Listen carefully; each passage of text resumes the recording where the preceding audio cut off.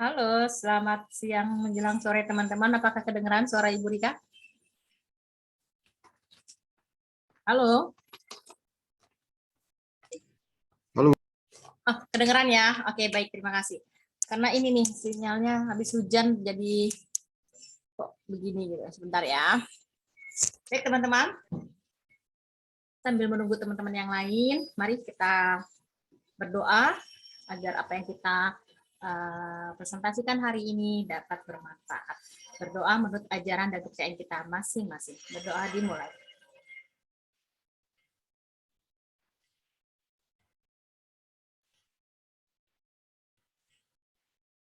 Berdoa selesai. Baik teman-teman, Ibu mau tanya dulu. Tadi Ibu sempat share ke Anderson beberapa pengumuman. Kemarin itu pengumuman untuk mengetahui informasi yang ada di Institut Teknologi Bandung. Bandung apa Bogor ya Ibu? Apakah kalian sudah membacanya, sudah tahu informasi yang sudah disampaikan oleh Anderson? Halo teman-teman. Apakah ada yang berminat untuk hadir? Ini secara virtual ya, mengenai universitas yang ada di Indonesia ini. Ada yang berminat?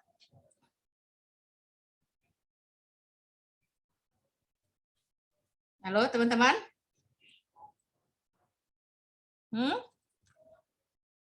Vincent tidak berminat? Tidak ada? Ini pendaftarannya, oke sebentar. Ini penerimaan mahasiswa baru di ITB. ITB itu Institut Teknologi Bandung, ya. Tidak ada? Oke. Bagaimana dengan pendaftaran delegasi Indonesia tahun yang YOT 20 ya, untuk pemuda-pemudi Indonesia dari Gerakan 20, berdialog, bernegosiasi, serta mengajukan solusi serta untuk isu-isu mendesak di dunia. Kira-kira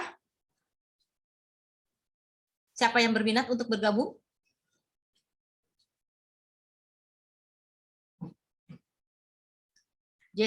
Jonathan? Anderson?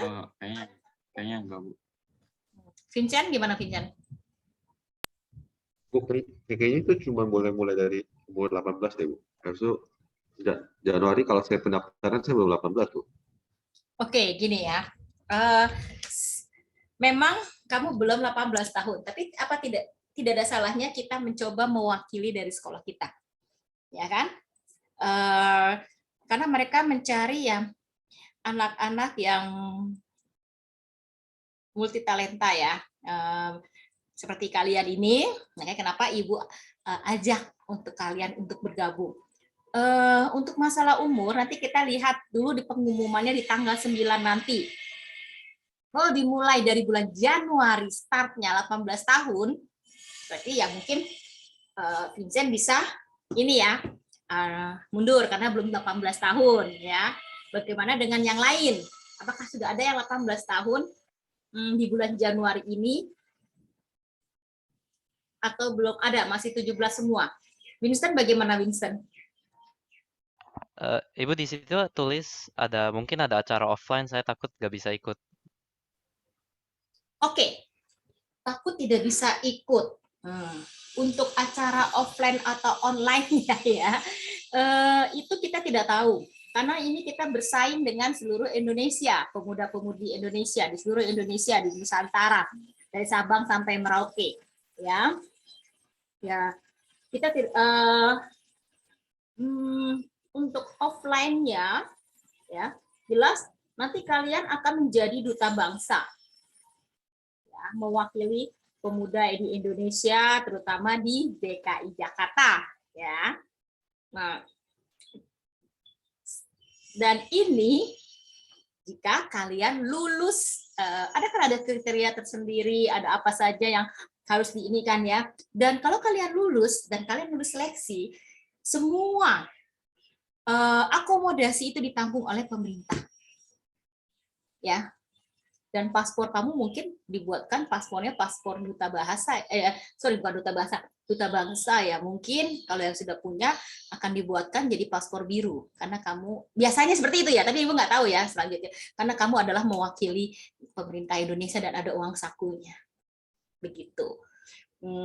Offline jelas offline, kemungkinan besar offline ya. Kita ke negara di mana seluruh dunia bergabung, bukan seluruh dunia, di G20 saja, di 20 negara bergabung menjadi satu. Itu kesempatan teman-teman ya, karena tidak semua orang bisa ikut.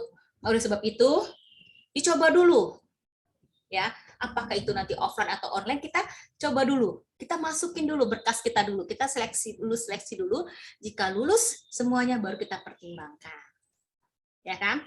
Apa saja sih yang harus kriteria yang harus diiniin ketika harus offline ya, saya nggak bisa Bu, gitu kan. Dan nggak usah khawatir ya, kalau kalian lulus seleksi dan kalian dapat pengumuman dari pemerintah ya, karena ini langsung dari Pak Jokowi ya teman-teman, kalian izin pun dari sekolah pun tidak masalah, karena kalian mewakili pemuda Indonesia. Jadi pihak sekolah pasti akan memberikan kalian izin untuk pergi mewakili kita semua, mewakili pemuda di Indonesia. Ibu rasa ini kesempatan yang langka ya. Kebetulan Ibu punya teman dan dia coba ajak anak murid kamu untuk ikut bergabung di sini. Karena tidak mudah untuk bisa bergabung, banyak sekali yang harus dipenuhi, persyaratannya apa saja. Oleh sebab itu, dicoba dulu. Selanjutnya, kalau ternyata belum pas diminta 18 tahun di tahun 2022 atau tepatnya di bulan Januari, ya sudah, berarti kita tidak bisa ikut. Tapi kalau ternyata ada kesempatan di tahun 2022 baru 18 tahun, entah itu bulan kapan, silakan, gitu loh. Kesempatan ini langka ya teman-teman. Silakan dicoba, tapi ini prioritasnya biasanya yang warga negara Indonesia. Kalau kalian punya paspor ganda, boleh dipakai paspor Indonesianya. Oke?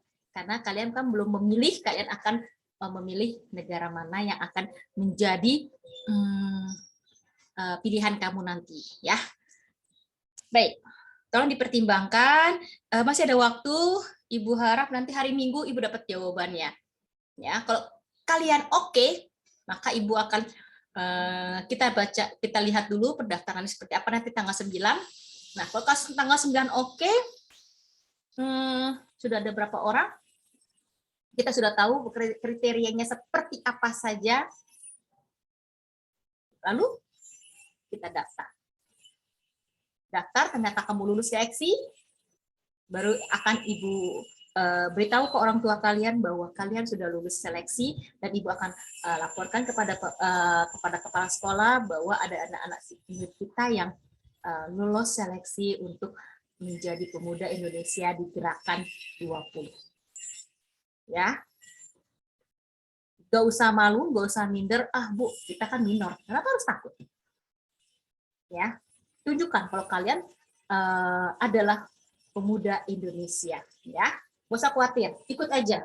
Nanti akan semoga nanti Ibu bisa dampingi kalian kalau kalian lulus masuk pergi ke suatu, Ibu nggak tahu negaranya di mana itu nanti gerakan G20 ini, ya. Apakah, dan pasti sih di Asia Tenggara.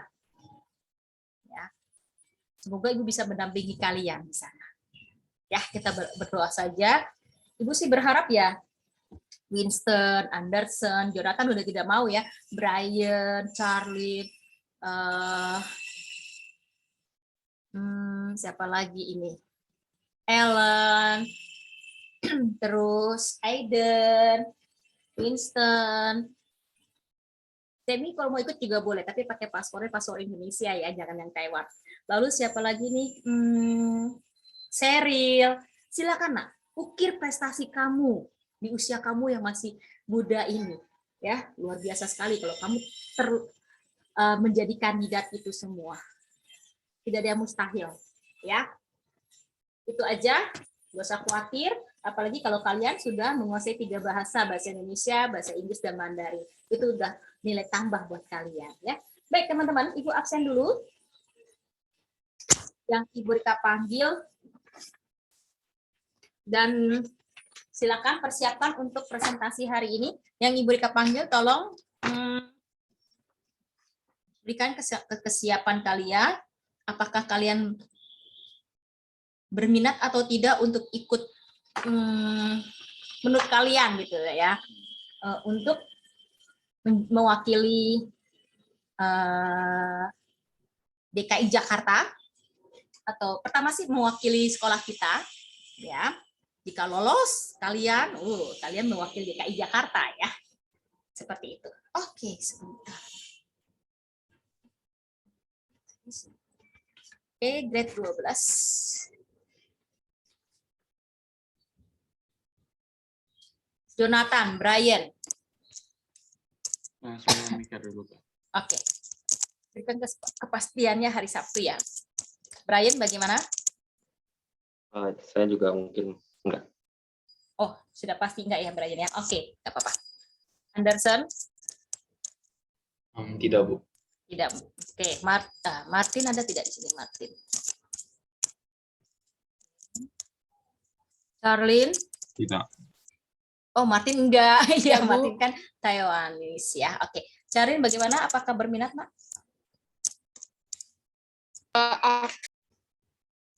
Nggak kedengeran, putus-putus. Aku masih nggak tahu. Kayaknya sih enggak deh, karena beberapa bulan ini lagi sibuk banget.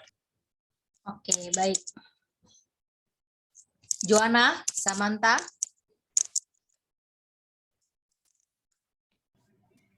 Saya juga enggak. Iya. Siapa lagi? Kezia? Saya enggak, Bu. Liza tidak ada. Iya.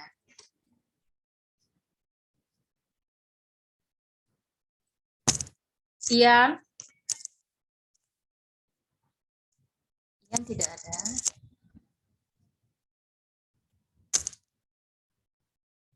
Yolanda? Saya enggak. Emi? Ya, baik. Saya enggak, Bu. Iya. Vincent? Ya buat saya pengen, tapi di sini dia udah tulis Bu, di age between 18 and 30 at the time of the summit. Artinya by 31 Juli 2022 saya harus sudah umur 18 Bu. Kayaknya saya Nggak bisa Nggak. ikut ya? Aduh, sayang kayaknya banget ya. nggak bisa deh. Kayaknya nggak bisa. Nggak bisa. Kamu apa sih? Kamu bulan apa sih? 18-nya? Oktober Hmm, Oktober 1. dikit lagi ya, nyaris ya. Kayaknya juga nggak bisa deh. Ih, padahal luar biasa. Ini peluangnya bagus loh. Ya sudah nggak apa-apa. Ya, belum waktunya kita untuk bergabung. Aiden, berapa Aiden?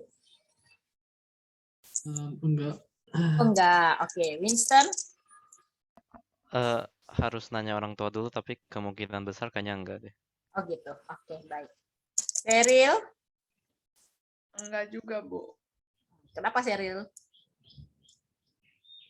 Aku mesti itu sibuk, soalnya aku mungkin kalau ntar uninya nggak masuk, aku bakal mesti tes, jadi mesti ya gitu deh. Padahal kalau kamu lulus dari GTO 20, kamu daya jual tinggi buat kamu loh. Kamu bisa masuk tanpa tes dengan rekomendasi dari pemerintah Indonesia. Ya, oke, nggak apa-apa. Ellen tidak ada ya, Ellen ya? Tumben. Ada, Bu. Kamu pakai apa sih namanya di sini? Oh, 7 Mandarin, Mandarin. Gimana, Ellen? Apakah berminat? Belum tahu juga. Belum tahu juga. Oke. Free loh semuanya, akomodasi ditanggung pemerintah. Oke, baik. Betty tidak ya. Kisha? Saya juga tidak. Ya. Alam? Halo, Bu. Yona? Paul? Halo. Oke.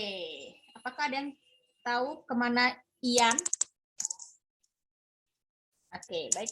Yuk silakan yang belum presentasi kemarin baru Ibu saya pada presentasi, Bu. Charlene dan Vincent. Siapa Ibu yang saya mau baru. Oke, silakan Ibu langsung share screen aja ya. Nggak usah tunggu Ibu. Bu, saya maksudnya kalau udah selesai ini siapa silakan.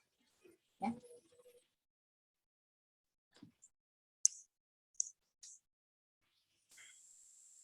Bisa lihat nggak?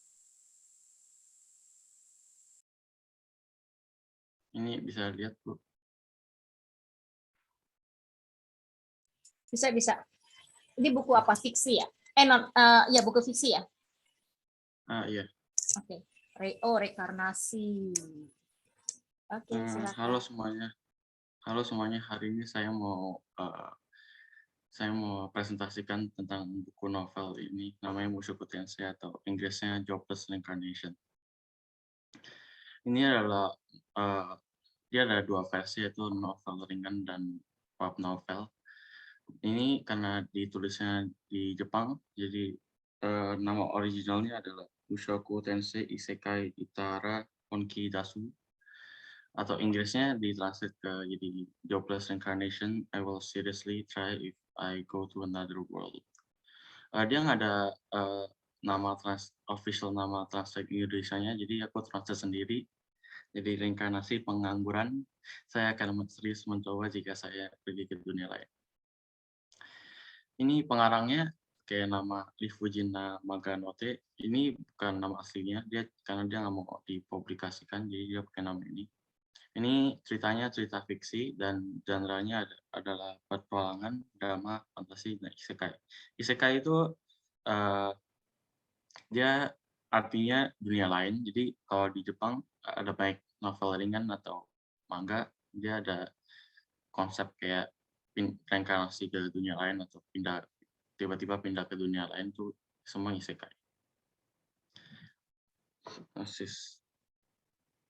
Cerita dimulai dengan karakter utama karena dibully habis-habisan di SMA.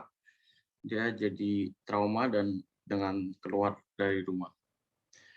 Dan akhirnya dia menjadi sampah masyarakat yang cuma bisa berkurung diri di dalam kamar. Tapi saat orang tuanya mati, saudaranya merasa muak dengan dia dan mengusir dia dari rumah. Dan saat dia lagi berjalan-jalan di jalanan, dia melihat satu cewek dan dua cowok lagi bertengkar. Dan dia juga melihat satu truk yang mau tabrak mereka, dan akhirnya badan dia bergerak sendiri, terus langsung dorong salah satu cowoknya. Tetapi karena itu juga dia jadi sendiri, dia sendiri juga tertabrak truknya. Saat dia berbuka mata lagi, dia melihat dua orang berambut pirang yang dia tidak kenal, dan dia juga menyadari bahwa dia telah menjadi baik lagi. Dan akhirnya dia juga mengetahui bahwa dia telah diberi nama baru, yaitu namanya jadi Rudius Greirat. Dan mereka berdua adalah ayah dan ibunya, bernama Paul dan Janice. Berapa tahun kemudian, Rudius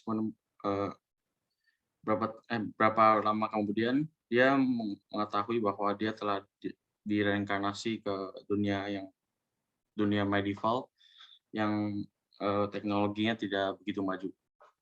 Tetapi dunia ini ada dua hal yang unik, yaitu orang-orang di sini menggunakan teknik pedang dan sihir.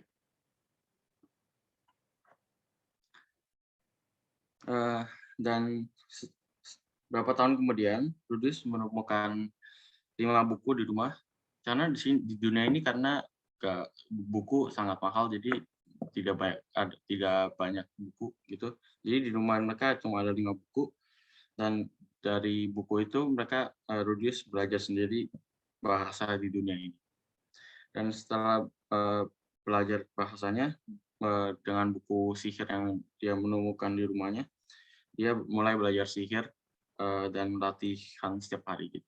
Latihan sendiri setiap hari. Setelah terjadinya beberapa hal, Paul dan Janice mengetahui jeniusan Rudius di bidang sihir. Dan mereka memutuskan untuk mencari guru sihir untuk Rudius dan datanglah Roxy Megurdia. Ini saya harus jelasin dulu. Walaupun Roxy terlihat masih anak kecil, tetapi karena dia sebenarnya bukan manusia, dia ras satu lagi namanya Megurdia. Di ras mereka ada uniknya, yaitu mereka hidup mereka itu lebih panjang, jadi badan mereka itu berkembangnya juga lebih pelan. Jadi walaupun Roxy terlihat masih anak kecil, tapi sebenarnya dia udah 40-an tahun. Dan Roxy pun juga mengajari Rudius tentang dunia ini dan pengetahuan sihir. Dengan pengetahuan dari dunia yang lalunya, Rudius dengan cepat belajar berbagai sihir, dan setelah beberapa tahun kemudian Roxy memutuskan untuk meluluskan Rudius dan pergi. Saat lagi berjalan-jalan di luar, Rudius melihat satu anak yang sedang dibully, dan setelah membantunya mereka menjadi teman. Dan nama anak tersebut adalah Sylviette, atau dipanggil Sylvie. Rudius sering bermain dengan Sylvie dan bahkan mengajari Sylvie sihir juga. Dan di dunia ini tidak ada sekolah kayak SD, SMP, SMA atau kuliah, tapi ada sekolah sihir yang bisa dimasuk setelah kamu udah umur 8 tahun. Terus Rudius ingin pergi ke sekolah sihir bersama Sylvie, tetapi karena Sylvie keluarganya miskin, jadi Rudius memutuskan untuk bekerja untuk membiayai dia. Oh ya, karena Rudius punya ayah, dia cuma bisa membiayai Rudius, ya bisa membiayai 2 orang, jadi Rudius baru kerja. Rudius akhirnya menemukan satu kerja di satu rumah bangsawan yang untuk mengajari anak bangsawannya. Anak ini namanya Eris Boreas Gilead. Sifat Eris sangat arogan dan ganas, jadi susah diomongin gitu atau ngajarin. Tetapi kan setelah berapa lama, Rudius berhasil untuk membujuk Eris untuk belajar sihir, kayak sihir, baca, tulis, sama matematika gitu. Di sini Rudius juga ketemu dengan satu orang lagi bernama Ghislaine. Ghislaine dia adalah petarung yang sangat jago. Dia juga ada julukan Sword King. Nanti saya akan jelaskan itu. Di sini Rudius bersama Eris pun belajar teknik pedang dari dia.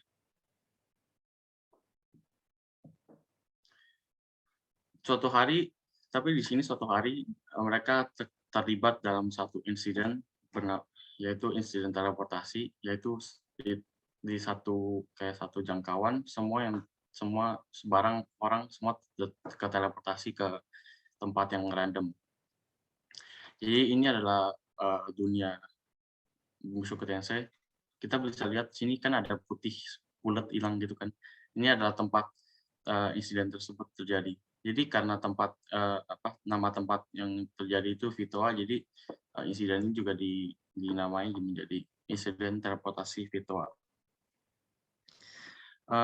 Karena di insiden ini, semua yang terkena di insiden ini semua teleportasi ke tempat yang random. Jadi mungkin aja kamu bisa teleportasi ke 5 km di atas langit itu juga mungkin, atau di bawah tanah. Jadi banyak orang yang nggak bisa berhasil menahan dirinya, langsung meninggal begitu saja. Tapi saat terkena teleportasi, Rudius sedang memeluk Eris, jadi mereka berteleportasi bersama-sama ke tempat yang ini di sini. Di sini namanya Demon Continent. Di sini karena iklim ekstrimnya sama monsternya lebih paling ganas, jadi di tempat di Demon Continent ini juga dijuluki sebagai tempat yang paling bahaya di dunia. Tetapi beruntungnya di situ mereka ketemu satu orang bernama Roger Superdia. Roger Superdia dia juga salah satu ras di Demon Continent. Jadi dia hidupnya juga sudah beratus-ratus tahun. Jadi dia ada pengalaman yang sangat luas dan pertarungan juga lumayan jago, juga sangat jago. Jadi dengan bantuan Roger, mereka juga mulai petualangan mereka untuk pulang ke rumah mereka.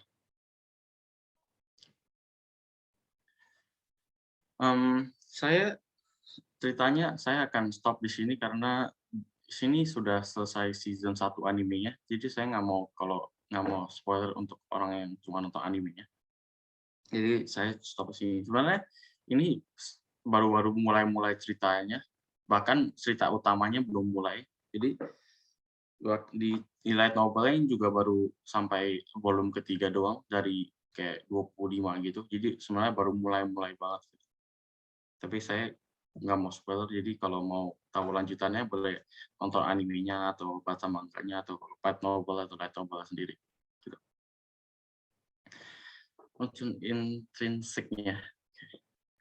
Temanya sebenarnya gampang, yaitu untuk karakter utamanya Rudis Gerard untuk melihat dunia baru dan melepaskan masa lalunya dan menyembuhkan traumanya gitu.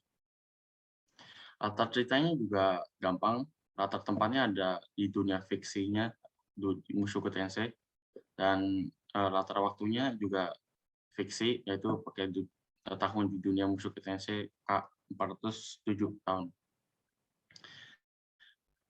Penokohannya juga masih sedikit karena baru mulai ceritanya. Jadi baru Rudius Gerard karakter utamanya, Paul Gerard ayahnya Rudius, Zanis Gerard ibunya, terus Roxy gurunya, sama Sylvia temannya. Aris itu muridnya Rudius, sama Rudius yang membantu Aris dan Rudius. Antagonis di saat ini belum keluar karena ini baru mulai. Cerita utamanya juga belum mulai, jadi dia belum keluar. Jadi saya nggak mau spoiler juga. Jadi kalau ada yang mau tahu bisa baca sendiri. Yeah. Di Mushoku Tensei dia kan ada 2 versi tadi, ada light novel sama web novel. Saya ada baca web novelnya dan sedikit light novelnya. Mungkin karena saya nggak gitu suka baca buku, jadi mungkin saya lebih suka yang web novel versi web novelnya, karena menurut saya light novelnya gaya bahasanya lebih kayak resmi gitu. Jadi menurut saya lebih gampang dibaca web novel versi web novelnya. Terus alur ceritanya itu alur campuran, tapi kebaikan itu alur maju, tapi karena mungkin kadang dia ada flashback gitu, jadi campuran. Sudut pandangnya dia pakai sudut pandang orang pertama, yaitu karakter utamanya Rudius Gerard. Jadi dia pakai kayak pemikiran Rudius atau Rudius tahu, terus kadang dia ngomong sendiri, terus kadang dia apa yang dia lihat gitu, pakai pandangnya karakter utamanya gitu. Unsur ekstrinsiknya. Pengarangnya di Fujinamo Gonote, dia nggak mau publikasi sendirinya, jadi dia pakai nama palsu ini. Jadi sama setiap kali kalau dia di interview atau foto dia pakai topeng ini, jadi saya juga nggak tahu, saya juga nggak ketemu banyak informasi tentang dia. Di Mushoku Tensei web novelnya ada 25 volume, udah selesai semua.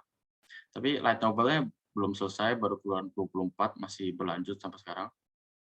Manganya juga baru keluar 13 volume, juga masih berlanjut. Animenya baru selesai 2 season, baru season kedua baru selesai. Jadi mungkin aja lanjut, mungkin aja, atau saya juga belum tentu dia akan lanjut season 3, season 4 mungkin. Tapi semoga-moga aja dilanjutin. Di budaya di dalam cerita ini sebenarnya dia ada mirip-mirip, banyak yang budaya mirip-mirip dari budaya sekitar kita, tapi menurut saya nggak ada yang sama persis, karena mungkin aja karena Rifujin sangat bagus berimajinasinya. Jadi ada banyak di dunia ini juga ada selain ras manusia juga ada ras kayak ras elf, beast race atau demon. Ras demon dia sebenarnya bukan satu ras dia, tapi semua yang lahir di demon continent semua dipanggil sebagai ras demon. Jadi sebenarnya demon itu ras demon belum tentu jahat. Terus ini jadi di dalam ras demon juga dibagi kayak Migordia atau Superdia gitu. Terus setiap ras ada budaya-budaya sendiri, seperti kalau manusia kan kalau minta maaf atau lagi mau bermohon kan kayak ini, kayak menunduk gitu ya. Atau di Jepangnya dogeza gitu. Terus tapi kalau di Beast Race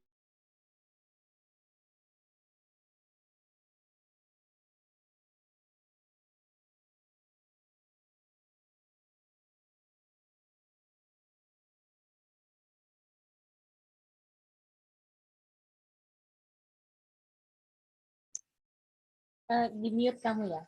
Atau terputus ini kita? Halo? Jonathan?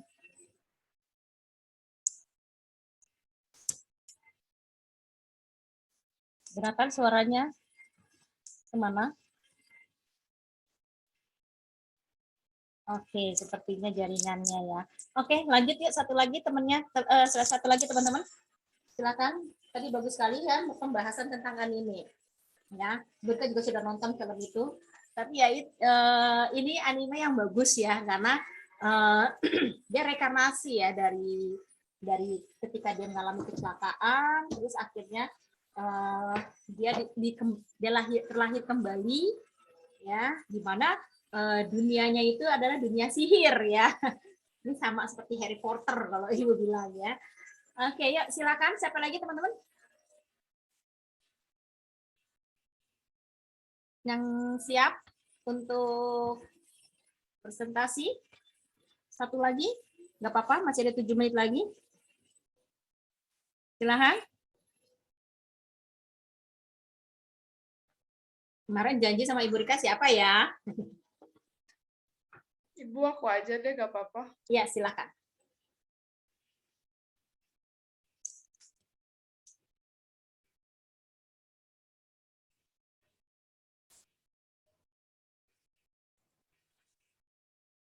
Oke, Jonathan sudah masuk nilai ya, nggak apa-apa.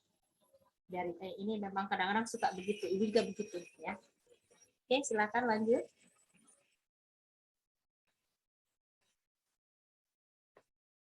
Lanjut Sheryl ya.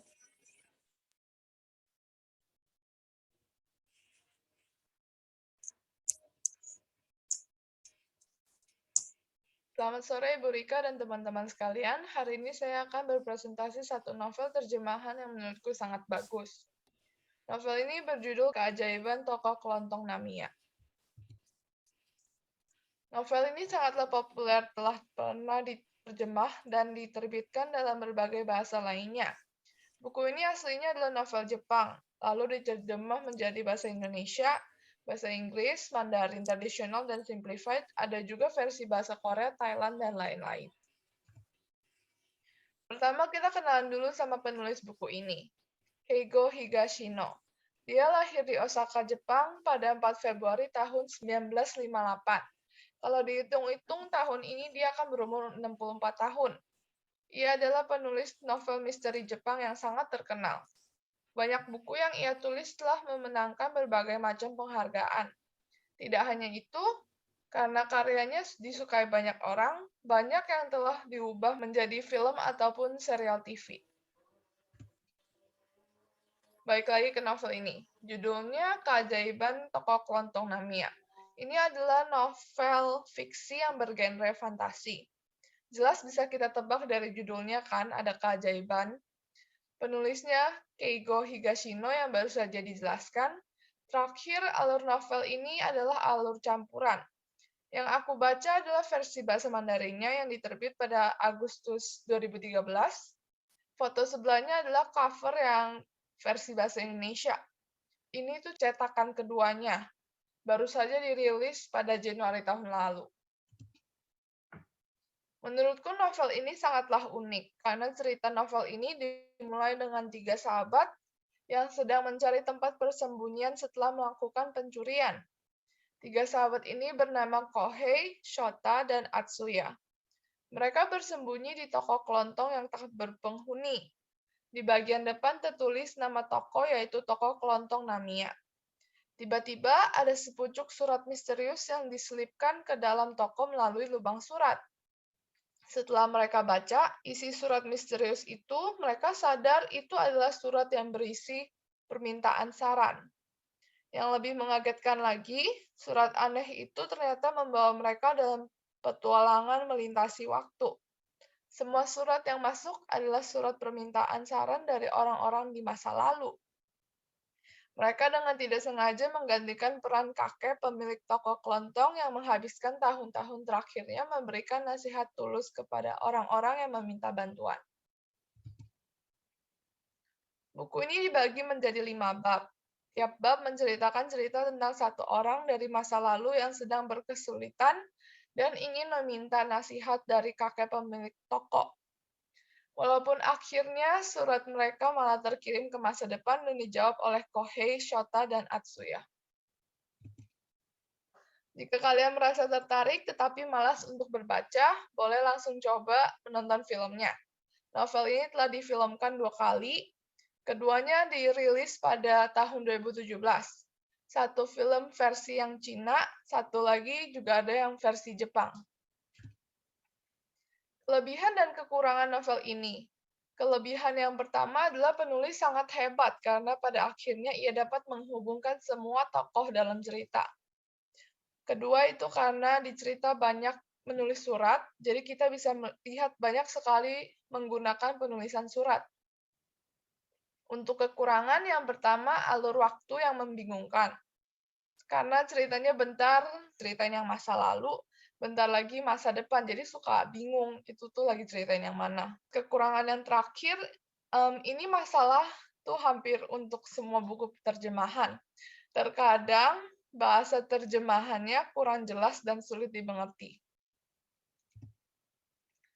Terakhir ada kutipan novel. Ini adalah balasan dari kakek untuk ketiga sahabat itu. Peta yang Anda miliki masih berupa kertas kosong. Itulah mengapa meski sudah memiliki tujuan, Anda belum menemukan di mana jalan yang bisa membawa Anda ke sana. Itu wajar.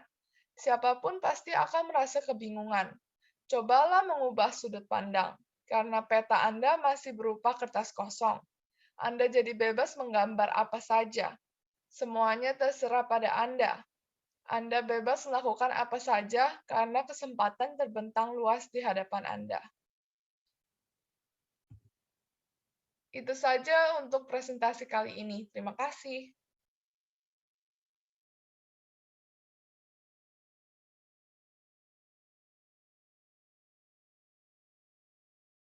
Oke, bagus ya teman-teman ya. Berarti ini buku import ya, Sheryl? Dalam bahasa apa ini? Inggris, Mandarin, apa Jepang sih? Yang aslinya bahasa Jepang, cuman aku baca yang bahasa Mandarin ya. Iya, makanya Ibu pakai pernah lihat bukunya itu. Oke, aslinya berbahasa, karena dia ini ya bahasa terjemahan ya. Itu bagus juga. Baik teman-teman, Jonathan, kamu gak usah presentasi lagi, kamu sudah Ibu masukkan, udah dapat nilainya.